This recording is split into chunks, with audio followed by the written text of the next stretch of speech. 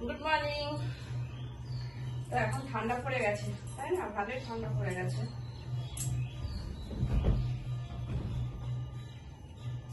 তো আমি এখন একটুখানি সকালে কাজ করব, মানে বিছনাটা তুলবো, তুলে একটু ঘরটা ঝাড়ু পোছা লাগাবো।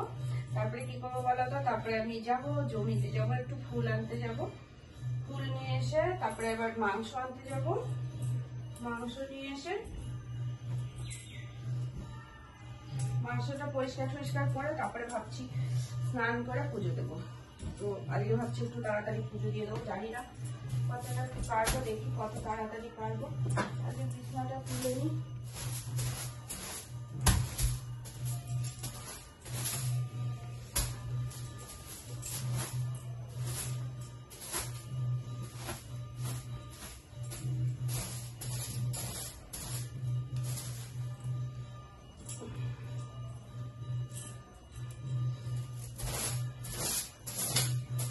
খুলছি না কেন বলো তো, জানলাটা খুললে পরে তোমার এখন ঠান্ডা হাওয়া আসছে আর এখনো রোদ ওঠেনি, তাই জন্য রোদ যেহেতু ওঠেনি তাই জন্য আমি এখন জানলাটা খুলবো না। আর জানলা খোলাও যায় না, সারাদিনের জানলা খোলা যায় না, প্রচুর ঠান্ডা হাওয়া দেয়। ওই দরজাটা খুলে দিই, জানলাটা খোলা, এত ঠান্ডা হাওয়া দেয় সবসময়। আর আমি পায়ে মোজা পরে আছি, কেন বলো তো, আমার পাটা বেশি ঠান্ডা লাগে পায়ে, সেই জন্য মোটামুটি আমি সবসময় পায়ের মোজাটা পরে থাকি, যেহেতু ঠান্ডা লাগে বলে। আমার পায়ে বেশি ঠান্ডা লাগে।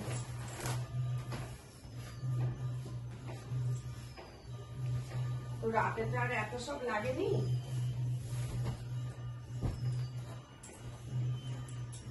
বেশি বেকার হয়ে গেছে এগুলো, এগুলো রাখতে হবে। এখন থেকে আমি আবার অনেকদিন আমার বিকেল বেলায় হাঁটাটা বন্ধ হয়ে গেছিল, বিকেল বেলা আর ওয়াকিং করতে যেতাম না। তো আমার বান্ধবীকে বললাম আবার আমি এখন থেকে আবার ওয়াকিং এ যাচ্ছি, বিকেল বেলায় 1 ঘন্টা করে যাচ্ছি। একটু গল্প হচ্ছে, একটু হাঁটা চলা হচ্ছে, আর কি বলো, আর ঘরের মধ্যে সারাদিনই তো ধরো যতই ঘরের কাজ করি কিন্তু সেই সারাদিন তো ঘরের মধ্যে, একটু বাইরে রিল্যাক্সের প্রয়োজন হয়। সবসময় ঘরের মধ্যে ভালো লাগে না আমার, বিশেষ করে সারাদিন কাজের মধ্যে থাকি, কিন্তু বিকেল বেলাটা তো ধরো ঘরেই থাকি। এবার খাওয়া দাওয়া হয়ে গেল, তারপরে সারাদিন ঘরে, তো ওই জন্য ভালো লাগে না সারাদিন ঘরে।